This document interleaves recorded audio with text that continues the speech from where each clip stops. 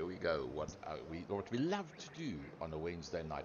Western Province Sports and GT Masters from MONZA, round number 3, season number 8, from the Second Gear Production Studios with the voice of Gary Fleming. It's nice to be here with you this evening, and the voice of Western Province Motorsport, Frankie Yennis. A man that will be down at Killarney International calling the races, the first round of the Power Series at Killarney International for 2023. Frankie, welcome to the studio, welcome to Monza, welcome to West Province Sports and GT. Yes, thank you very much. Yeah, Gary will be there as well at Killarney on Saturday. We're going to have a lot of fun out there for round 1, as he was saying, for the Power Series. But for tonight, we come to you from the Autodrome de Monza in the city of Monza, not too far from Milan in Italy. Track temperature is 28 degrees, outside temperature is 22, cloudy, 3k an hour wind, and the track 5.75 kilometers long. The legendary Temple of Speed.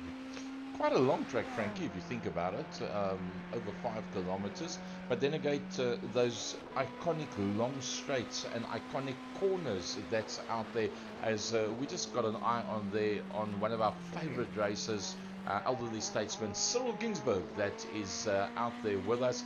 So who's some of the quicker guys that's going to be out there tonight? Probably in the top 5 you're going to find that man, Willem Botha. Probably in the top 5 you're going to find that man, Johan Ferry. Also, very possible that you're going to find a Gerald Ferry. That's 3 of the top 5. Luke Lucchese, unless something goes wrong, probably he's going to be in the top 5. Francois Joubert, you can never count him out. He'll be right in there as well. And then you haven't even looked at the likes of Jan Spalmers. So there's already more than 5 that I can think of.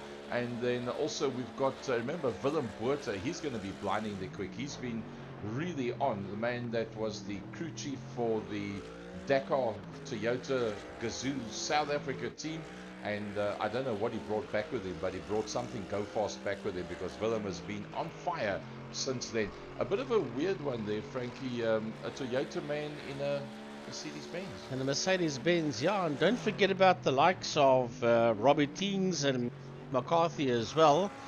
They can very, very easily upset the apple cart. There, in fact, is Steve McCarthy that is out there. Captain Peter van der Spey, and he has, to the best of my knowledge, qualified for the GT3 IRSA series, which will be starting, in fact, next week, Wednesday. Looking forward to that one like you cannot believe it. That and the Porsche Cup, that's going to be absolutely off the charts. Well, if you look at the series, for those of you that haven't been involved with what's happening in the background, the top 10 from 2022 MSA GTE 2022 IRSA have automatically gone through, and then the top 30 qualifiers from the qualifying section have also gone through as well. Very little difference in the time. The fast one man breaking 1 minute 58, and most of the guys being in 59s and 2 minutes and 2 minutes 1 second, literally 2 seconds from the beginning to the end of the whole pack. And well, I tell you what, that series is going to be utterly amazing. A whole heap of prize money that's involved with that. And Willem Botha goes straight away to the top of the pack. Standard Bakari, one of the earlier people that's out on circuit. Jan Spammers says good evening to everybody and pops up on this front row of the grid. Yeah, the times are now beginning to come through. Almost 5 minutes done, and Luke Lucchese does a 1:47.929. He's the quickest man out there. 0.5 of a second behind him is Willem Botha, with Peter Joubert 0.7 of a second behind Lucchese. Jan Spalmers, he's a minute behind Luke Lucchese. Sorry, a second, I do apologize. And then Gerald Ferry, Sander Bakari, Raymond Duggan. And at this stage of the game, 16 drivers have put up time so far, approaching 5 minutes to go. Still the likes of Peter van der Spey, Francois Joubert, Eugene Minute, Colin Plitt, Swace Joubert, Renier Joubert. All of those guys are still busy out there on circuit. Let's have a look. See, there's Peter van der Spey. He's still going to put up his first time. Francois Joubert, you can never count that man out. One of the quickest. I'm sure he will be in that top 5 unless He has an error there. Swayze also blindingly quick. He's got the FedEx Mercedes-Benz out there on track. So the 4 fastest being the Mercedes-Benz, Frankie, it looks like that's sort of like the choice to go in on this circuit in GT3s. Yeah, 5 Mercs in the top 6. It's only Gerald Fourie in the Porsche that sits there in that 5th position. And then we've got 2 Ferraris of Sandro Beccari and Raymond Duggan. And then the first of the BMWs is in P9. That's Timothy Stanton. And he's 1.6 seconds behind provisional pole sitter Luke Lucchesi. So that's what the Monza circuit looks like. What an amazing Autodromo Nazionale Monza. I haven't got FC's lingo for that one. FC Nibud will be joining us for the GT3 IRSA 2023 series as well. And we're also looking at maybe seeing if we can get a guest that's going to join us linked up from a distance away, Stephen Koenig, the man that won the second year talk show commentators competition as such.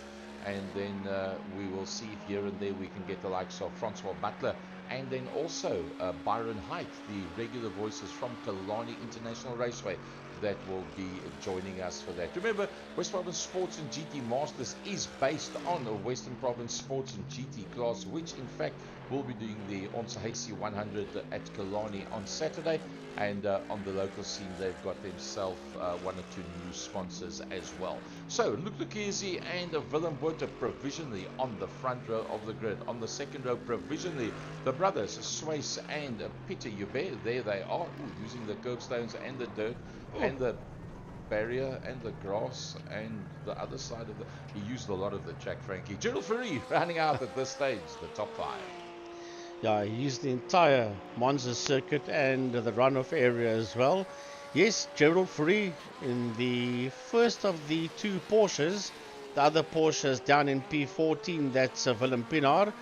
But Gerald Fourie currently in P5, 7/10 of a second off pole sitter Luke Lucchesi.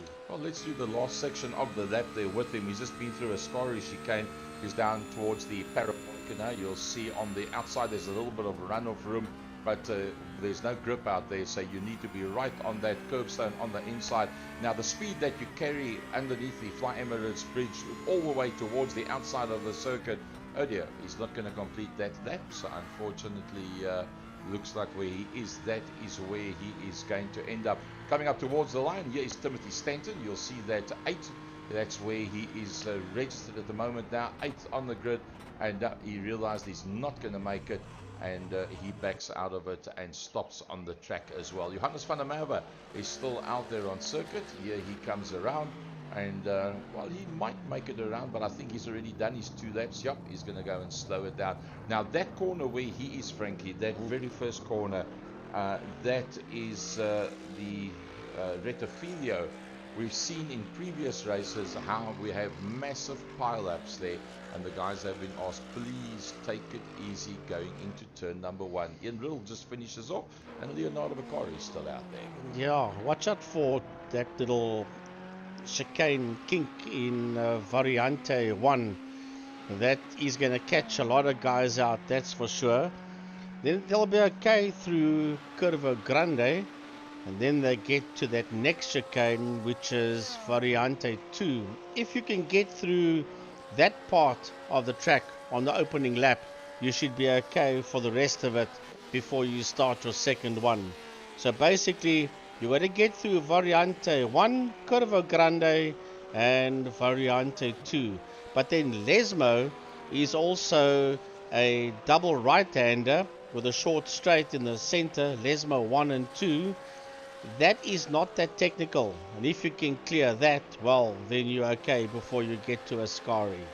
Well, that was Colin Plitt that we were following there with 20 seconds to go, and Colin Plitt has not got a registered time.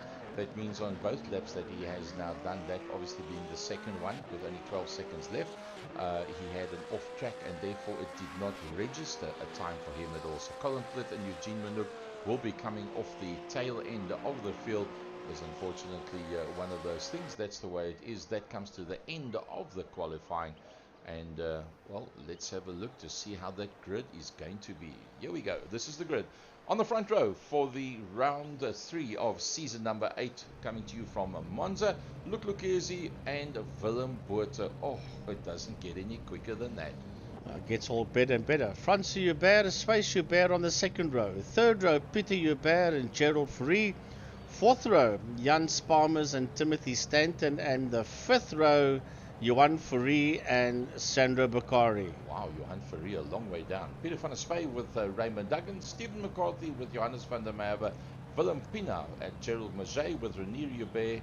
Ian Riddle, Leonardo Bakari, and our elderly statesman bringing up almost the tail end of the field, but two of them behind him. Colin Plitt not having registered a time.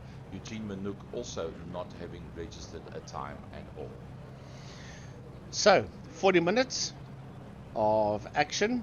Surely there'll be at least one compulsory fuel stop, and then we'll take it from there. All depends on what the guys do in that fuel stop will determine exactly if it's going to be a one stopper or if they're going to stop a second time.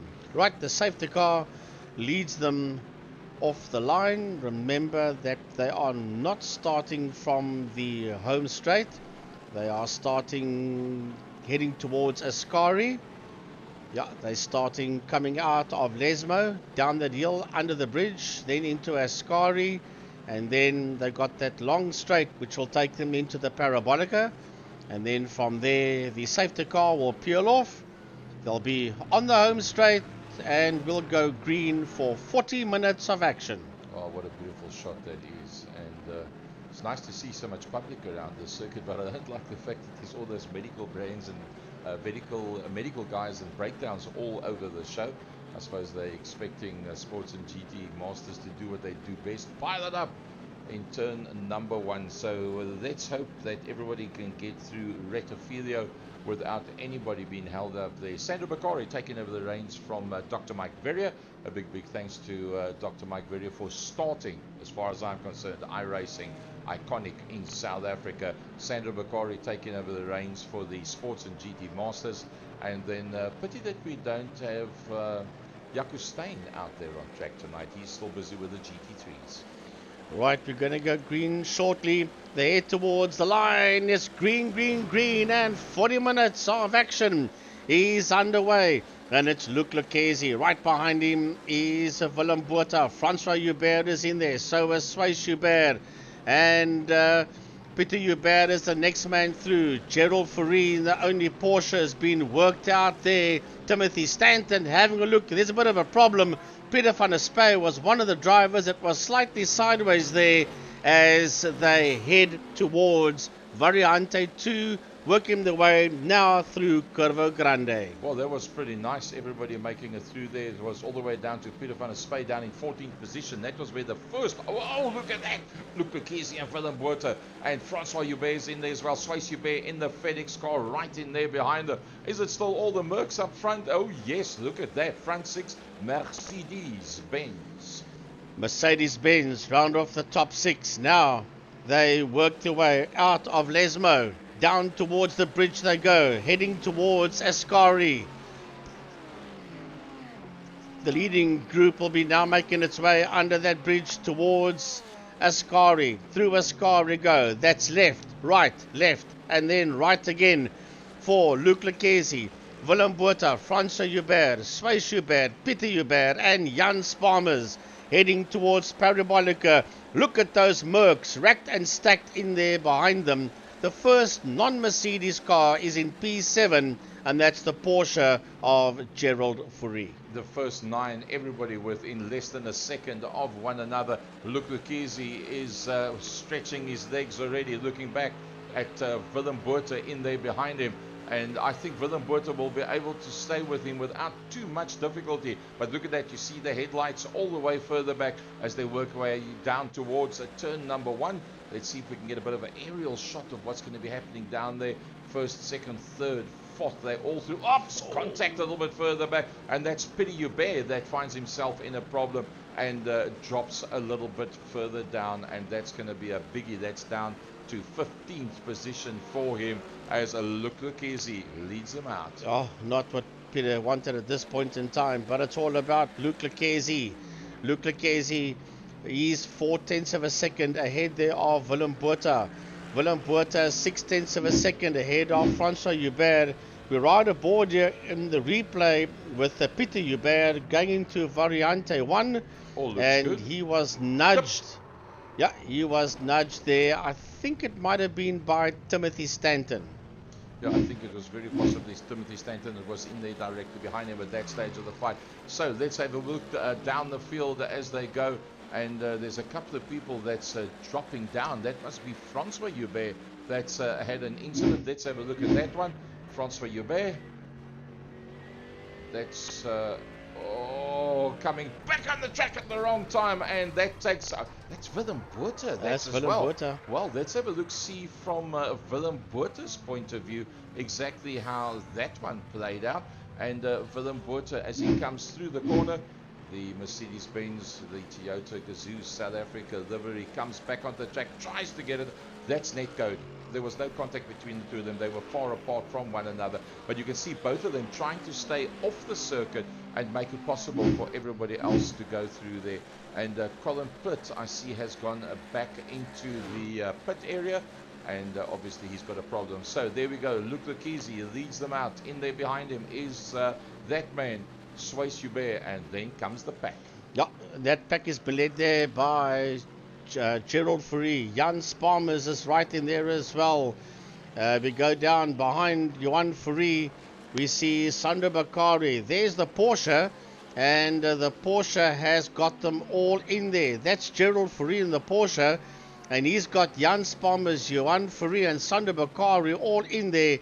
4/10 of a second between Fourie and Sparmers. Sparmers is 7/10 of a second ahead of Johan Fourie, who is 7/10 of a second ahead of Sandro Bakari. So let's have a look at the close battles up front. There is Jan Sparmers. He's right in behind Gerald Fourie. Now we know how quick these two can be. Jan Sparmers just a 3/10 of a second. Let's go on board with Jan Sparmers. That's what it looks like. If you look at the track map, you'll see the number 4. That's the 4th placed car. Look at, they've all got them packed and stacked in there behind him. He's closing up. He's closing up very, very neatly down into the Ascari chicane. Down 3 gears, you're going to go use that curbstone here, flat foot all the way from there. Use as little of that curve as you possibly can. Get into the slipstream, and I think he's going to go for the passing maneuver. He's going to have a look on the outside as Jan Sparmers, as he has a look on the outside there of Gerald Fourie. But Fourie will have the line for the right-hander. Sparmers will have to drive around him on the outside if he can. No, he cannot. He tucks in there. Now Fourie drifts wide. He drifts wide, and he might just lose that position to Jan Sparmers. Johan Fourie is in the house as well. Johan sits right in there behind him, 1.4 seconds ahead of Sandro Bakari in the first of the two Ferraris that is lying in P6 and 7. There they go, side by side, and he's on the inside line, and that's the way that he manages to make it through.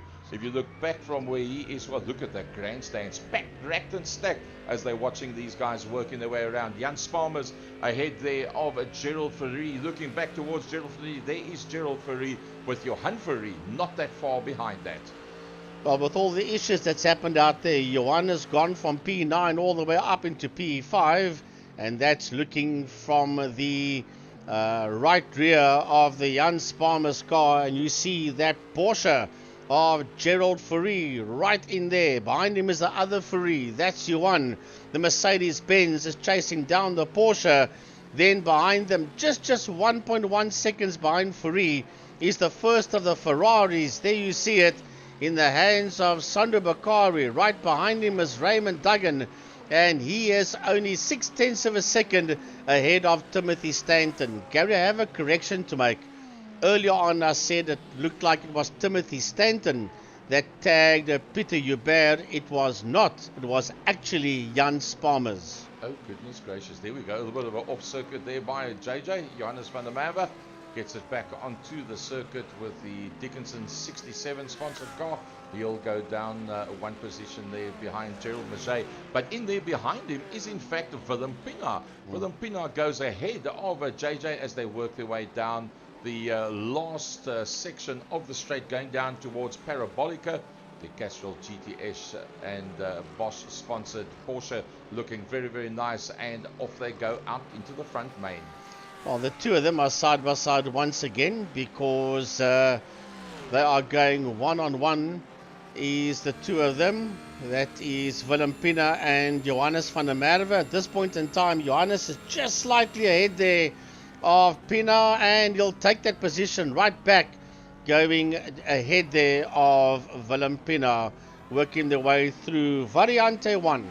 Jan Swammers is on the move again. He's onto the back of Gerald Fourie. Gerald Fourie, I think, I'm going to hazard a guess. Gerald Fourie is actually losing a bit of ground to the guys in front, being Sways and Luke Lukezi. But that is because of the fact that he's got Johan Fourie, Sandro Bakari right in there behind him.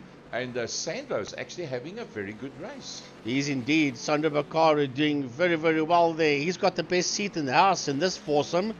That's been led there by Gerald Fourie. Not much between them. And Johan and Sandro right in there behind Gerald Fourie. As we look at the Penske color outfit there. Oh, Fourie. Oh, here comes Jan Sparmers. There's 0.3 of a second between the two of them. Right behind them you see the monster Mercedes-Benz of Johan Fourie. And just under a second behind him the Ferrari of Sandro Bakari. Oh, brilliant shot that we've got there. Look at that, the whole group of them coming through at this stage of the fight. And, well, I tell you what, I didn't expect it was going to be anything different, to be anything than what we're expecting over here. Pieter Joubert is starting to make a little bit of a fight back. There's Pieter Joubert. He's got himself onto the back of Ian Riddle, Willem Pina and Johannes van der Merwe. Yeah, that's a lovely fight for P10. As a matter of fact, they're all over Gerald Mauger that sits in that Ferrari in 10th position. And there's 1, 2, 3, 4 of them that is challenging Mauger. Here comes Pieter Joubert. Up on the inside of Ian Riddle. Riddle sits on the outside. Joubert has got that right-hand side line, and through goes Pieter Joubert on Ian Riddle and finds himself now directly behind Willem Pina. I think that was a very decent one, that as Jan Sparmers actually made a passing maneuver. I just saw that one was Jan Sparmers, and I think that was to pass Gerald Fourie. That's the one that we've been looking at. And let's just have a look at that one quickly. There was 3 passing maneuvers that in fact took place there. There's the first of those passing maneuvers that we saw. Jan Sparmers that passed Gerald Fourie. That was quite fine. And then right time, right place. Yeah, right time, right place. And then Gerald Fourie said, "No, you don't seem to understand.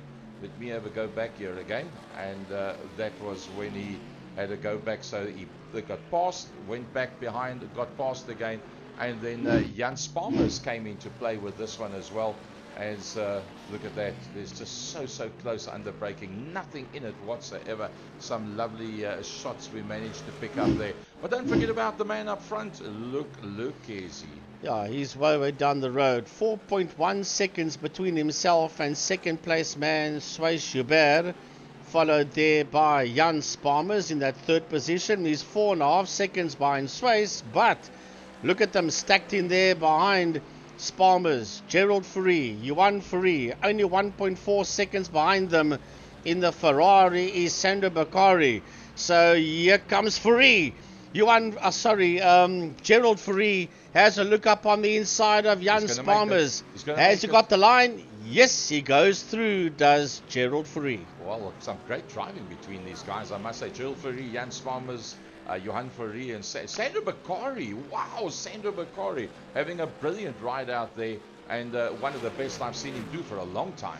I just saw an overtaking maneuver there for P7. Raymond Duggan made the move on the BMW of Timothy Stanton. Here comes Duggan up on the inside. Stanton's on his outside, and Duggan goes through. You see that there clearly in the replay. Lovely looking motor car, that, with the original Ferrari colours that's on there.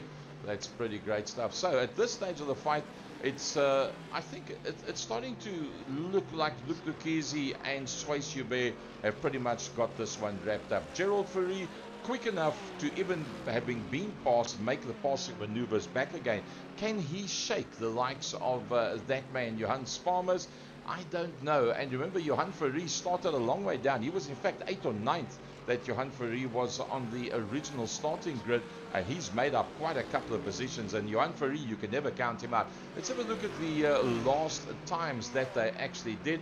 Johan Ferry on a 49.29, so 700 slower than Johan Sparmers. 49.6, that's where you can see the difference. Jan Sparmers and Johan Ferry catching up onto the back there of Gerald Ferry, and that's why we've got 0.3 and 0.7 of a second between them. Dropping slightly off this group is Sandro Bakari. He's now nearly 1.5 seconds behind Johan Ferry in the Ferrari. Not too far behind him comes Raymond Duggan, and right behind him is Timothy Stanton, followed there by Steve McCarthy.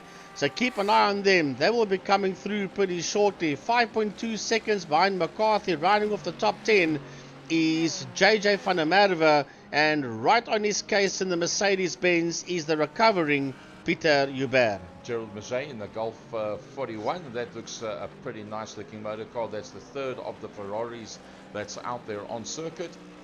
Behind him is Willem Pina in the GTX Castrol colors. It's an iconic color scheme that on any motor car. Right in there behind him, multicolored. It's very similar to what we've seen a little while back on the Luc Lucchese car, and that is Ian Riddle, the man from Aldo Scribanti. But watch out for Pieter Hubert. He's only 0.2 of a second behind JJ van der Merwe. He's going to make a move surely somewhere, and there you see him. He's just behind van der Merwe. Remember, he was in trouble earlier on. He's busy cutting and carving his way through the field. He's a Pieter Hubert in the Mercedes-Benz, and he's got missile lock on the other Merc of JJ van der Merwe as they head towards Ascari. Will he look up on the inside? Will he be the last of the late breakers? And they are side by side. They've got to give each other enough room. And somehow, some way, JJ stays ahead there of Pieter Hubert. That was very, very close, I must say. Talking about close, let's go back to Jan Sparmers. This man's just on the move. Yeah, Jan Sparmers has got Johan Ferry there, and he's got Gerald right next to him as well. And Gerald goes through. Gerald Ferry takes that position away there from Jan Sparmers. Right behind them is Johan Ferry, and there you see Sandro Bakari in there as well. And there's still a fight going on here for P7 between Stanton and Duggan. Yeah, Stanton and Duggan in their own fight as well, as we follow Jan Sparmers on Gerald Ferry. Nice to see the pro sticker on there, but doing a lovely job, and it looks like we've got a bit of a fight going on further down. Yeah, it's a fight for P10.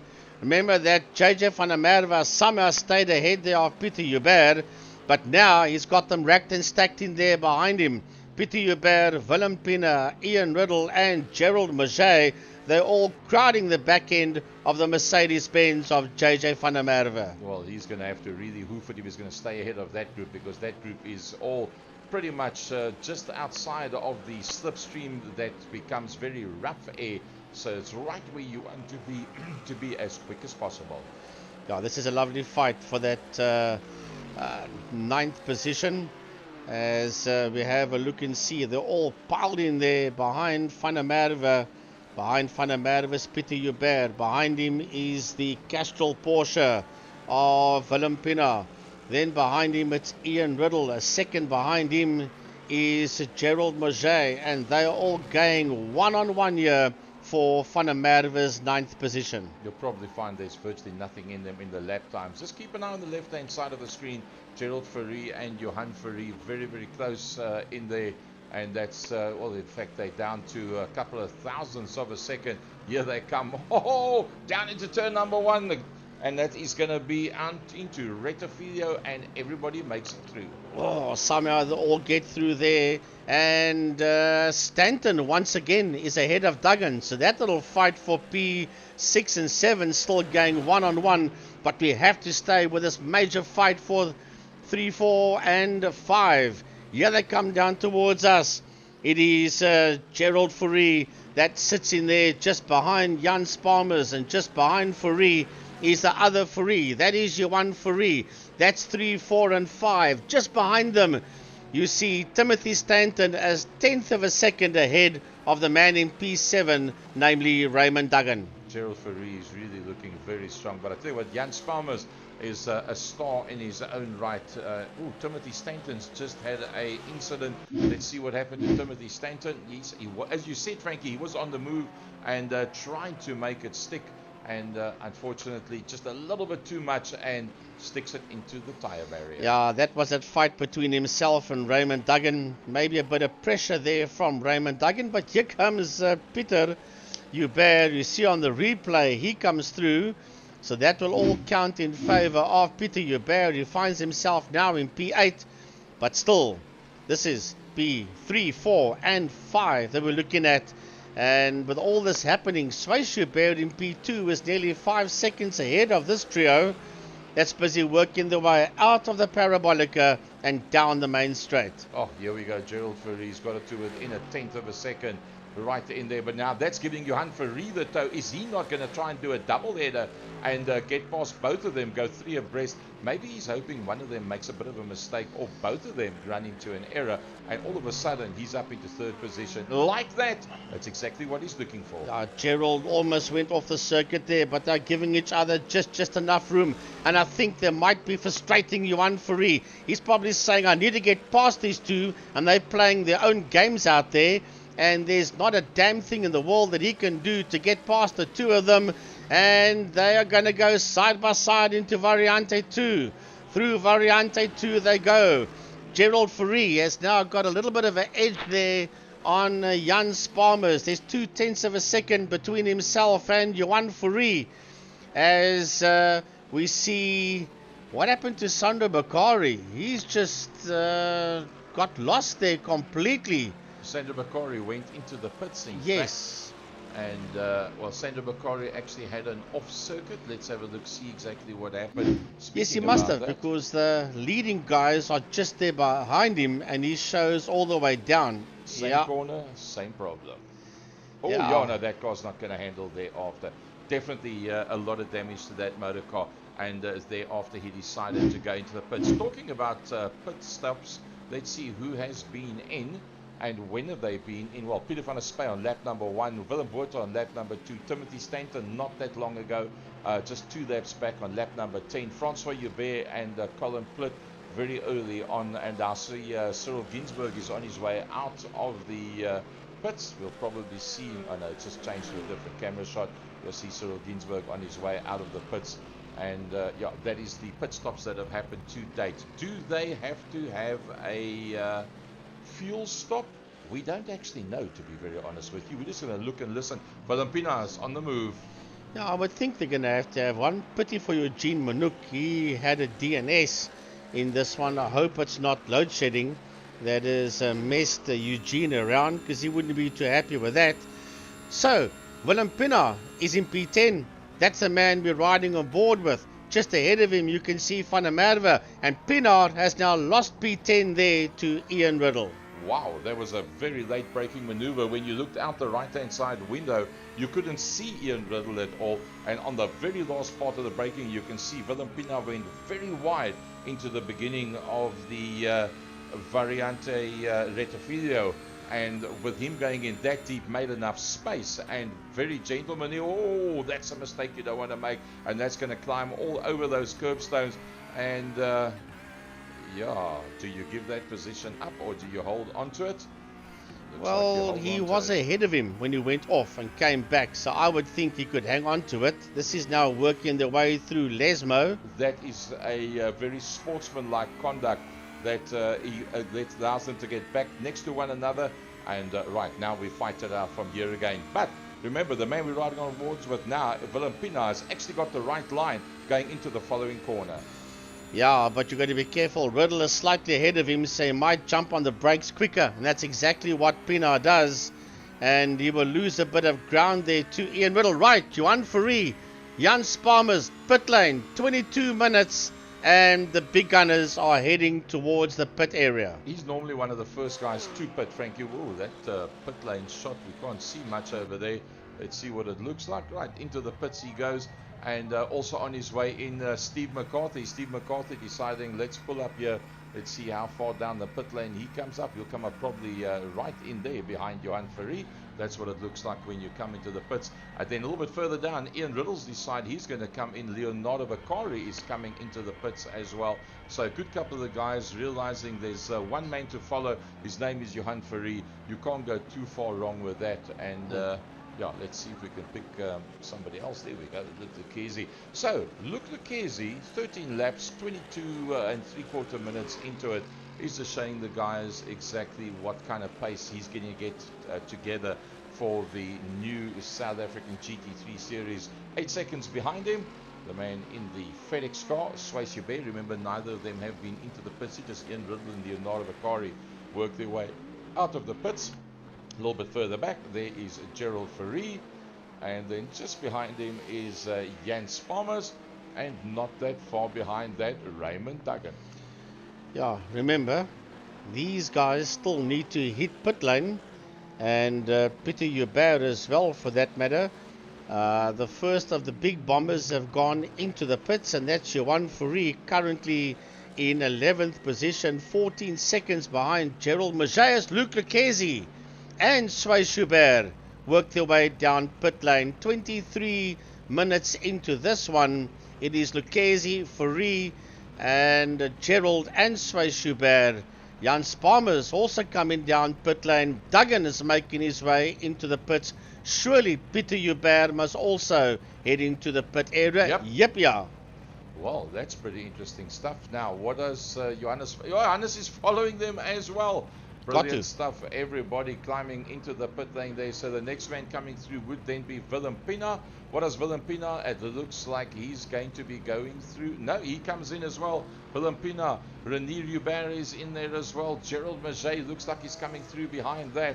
And going out of the pits already is that man, Luke Lucchese, down into turn number 1. How far is Sway Hubert behind him? Very similar pit stop times. It was 8 seconds. It's now 9 seconds between the two of them.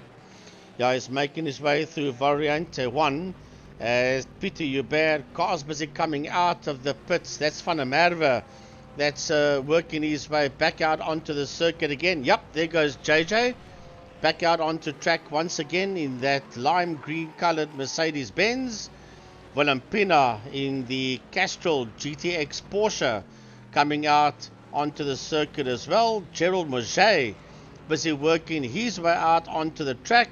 And with these guys coming in and out, that has put Johan Ferry basically more or less where he was when he came into the pit area behind Luke Sways and Gerald Ferry and Jan Sparmers. Let's have a look at the pit stop times. 18, 16, 17, 16, 21. So Johan Ferry surprisingly longer in the pits. I don't know what difference there could be between a 16.8 and a 21.3. Maybe there was maybe he changed 2 tires or something, but that's normally 20 seconds difference. So most of the guys are all in for the same period of time. Yeah, but Francois Hubert only a 9.4. That was pretty weird. Maybe just a splash of fuel, thinking, well, I can make it to the checkered flag.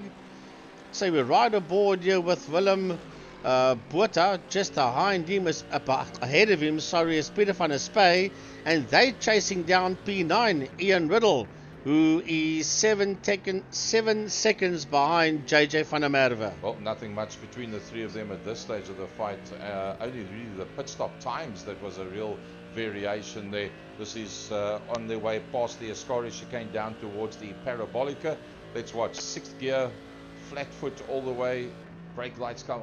Oh, closing right up at the back of Peter van der Spy, having gone down to 3rd gear, trying to get the run. Well, I think here comes a bit of a passing maneuver. Peter van der Spy blocks that outside line while Ian Riddle blocks the inside line. Are they going to go 3 abreast? Well, I used you. Now I'm going to use you. And is there enough space to squeeze across? Yes, he does.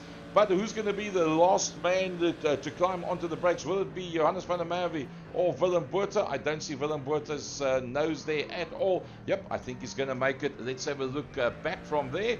And I think you're going to see there's the main protagonist in there behind him. Willem Botha with Ian Riddle and Peter van der Spy. The three of them pretty much line astern. 9th, 10th and 11th. 27 minutes of 40 minutes from the circuit de Monza.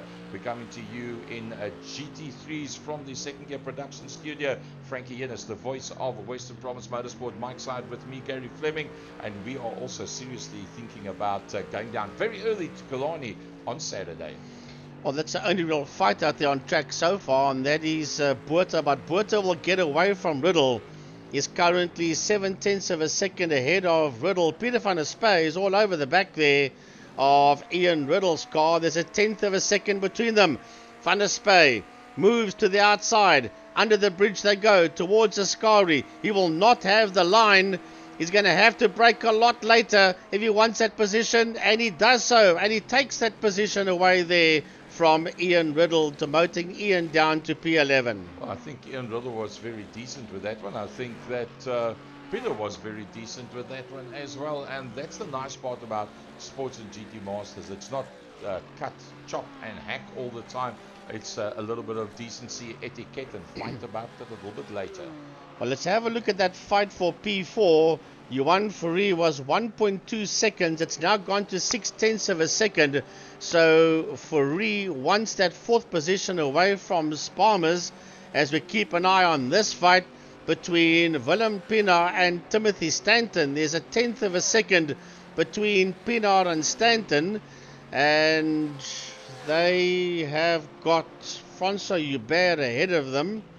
But Francois is way down the road. Stanton moves up on the inside and takes that position away there from Pienaar.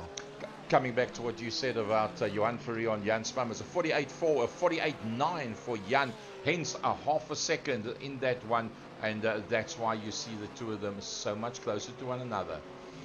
Yeah, we'll go down there shortly. There we go. That's Jan Sparmers and Johan Fourie. That's the two of them you see there in your frame. Sparmers and Fourie ahead of them, of course, is Swiss Hubert, but he's 6.3 seconds ahead of Gerald Fourie, who's in third position. He's 2 seconds ahead of Sparmers, but Sparmers has got trouble, and that trouble is called Johan Fourie. But we go down to that fight for 11th position, and it's Riddle and Peter Hubert, and Peter Hubert uses a track and a touch more. They're side by side. Riddle realizes at the last minute, or the last second I should say, that Peter Hubert is there, and he bails out of it and gives that position there to Francois Hubert. Yeah. Sorry. Ian Riddle and Timothy Stanton very close to one another. And well, I think there was a bit of netcode. If you look at the way the car all of a sudden broke away, there was still a bit of a gap between the two of them. So Timothy Stanton back in South Africa, having been out of country with the kids for quite a long time. Ian Riddle has now gone into the pit lane. There you see as he disappears back in the pit lane. So I think that's the second stop for him. Willem Pienaar comes straight through, and well, he's doing pretty decent there. See Leonardo Bakari, we haven't had an eye on Leonardo Bakari. He's inside of the top 15. That's Leonardo Bakari going through, but Peter Hubert in the 777 car is also in the pits once again. There you see him in pit lane. Rainier Hubert, he's in that 15th position. He's got Gerald Mauger 6/10 of a second behind him. There you see the Golf Ferrari of Gerald Mauger, 5/10 of a second behind the BMW of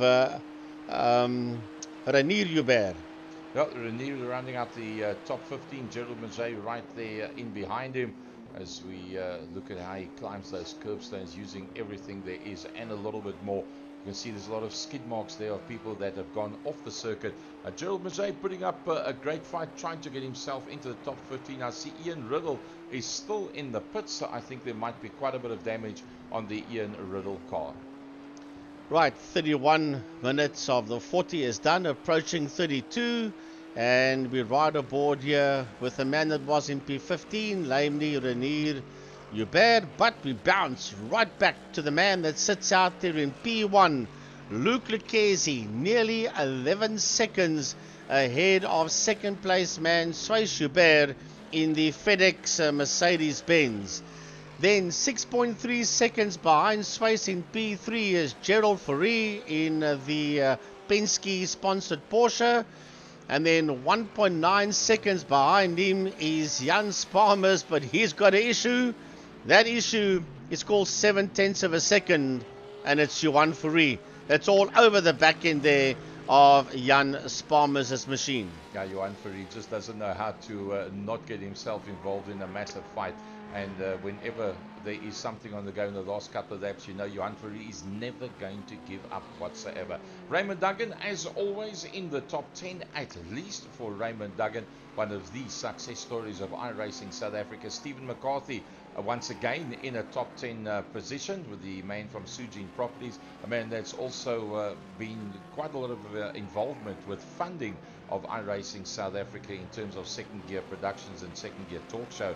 A big thanks to the Stephen McCarthy and his brother that have made massive assistance towards getting us to where we are now. Stephen McCarthy a little bit ahead there of that man Johannes van der Merwe, and then 4 seconds further back we got Willem Botha, and then rounding out the top 10, Captain Peter van der Spy. Yeah, Peter van der Spy in the Ferrari sitting there in P10. There's only one Audi out there, and that's in the hands of Stephen McCarthy.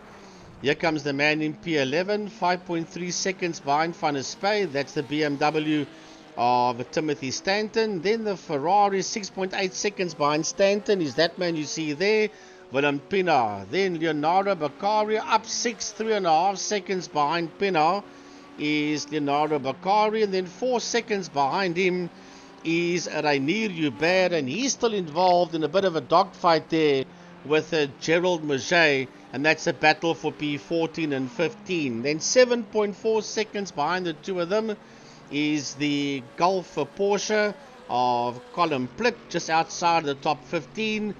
Then in P17, down 14 positions, Francois Hubert. It hasn't been a good one for Francois and for this man, Sandro Bakari, down 8 positions and 6.9 seconds behind Francois Hubert. You got a feel for this man. 14 positions down, Peter Hubert, and that was because of the earlier on incidents. And remember, he was in the pits right at the beginning of the race. I think it was lap number 2 that he was in fact in the pit area, and that's what took him completely out of that one. Let's go back to the top end of the field now, Frankie. Just with 34, call it 35 minutes gone, 5 minutes to go. Let's just talk about this man, Luke Lucchese. Massive improvement in what we've seen in what he does from when he started 2.5 years ago racing in iRacing in South Africa, as opposed to just being on the international scene where we often saw him making mistakes. His relative rate of making mistakes has dropped phenomenally. His pace is even a little bit quicker than what it was before, and of the seniors, if that is the right terminology to use, this is the first of the seniors that can really take it to the youngsters for GT3s for IRSA for 2023. Yeah, but there's a star-studded list of under 40s as well in that GT3. However, this is iRacing Masters, Western Province Sports and GTs. The FedEx car, Botha, Willem, 147.824 in P9. He's the quickest guy out there. And him and Stephen McCarthy are fighting for Van der Merwe's P7. And there we go. There's Botha. Ahead of him is the Audi of McCarthy. And just ahead of them is that green Mercedes-Benz of Johannes van der Merwe. Nothing much between the two of them whatsoever. And let's hope for their sakes that neither of them make an error so near to the end of the race. Well, the two of them are chopping and changing positions. Botha gets his nose ahead of McCarthy. Botha gets his nose ahead of McCarthy, trying to pull away now from Steve McCarthy and go after the Mercedes-Benz of JJ van der Merwe. And there's 1.1 seconds behind van der Merwe and Botha. Well, that lap time that he put up now, 147.82, that is in fact the fastest lap of the whole race. Yep. But I suppose that's also linked to the fact that you're coming now towards the end of the race and the fuel levels are getting low, and you know exactly the tracks every single millimeter. Jan Spommers is a guy that's on the move. He's just over a second behind Gerald Fourie. We'll have a look at that one. There we go. There we go. Gerald Fourie. Right behind him, Jan Spommers. Just behind him, 1.5 seconds is Johan Fourie. That's the 3 cars you see in shot going into Variante 1. Heading now towards the Curva Grande. And then they'll work their way up to Variante 2 and Lesmo. Gerald Fourie, P3. And a second behind him is Jan Spommers. And nearly 1.5 seconds behind Spommers is Johan Fourie. And this fight is not done yet. This is the fight for third position. Well, I tell you what, 3 very, very capable guys. There's no doubt that all 3 of them can win a race on any given track in any given motor car. It's just a case of Luc Lucchesi and Sway Schubert have not made mistakes. 2 minutes to go, which is literally just a little bit more than a lap that Luc Lucchesi still has to go before he comes to the end of this one. And if you look where Luc Lucchesi is now, that number 1 now gets a green line around it. Here he comes through, and I think this might be the start of his last lap. By the time he gets to the start finish line, it'll probably be around about 1 minute 30 that will be left over, maybe just a little bit less than that. Here he comes up towards the line. Yeah, 1 minute 30. Yeah, I think this is probably the last lap for this man as he works his way across the line. Yeah, that could possibly be. There is a minute and 15 seconds left before the checkered flag comes out. Luc Lucchesi, Pantera Racing, 11 seconds ahead of Sway Schubert. That man you see there in the FedEx Mercedes-Benz.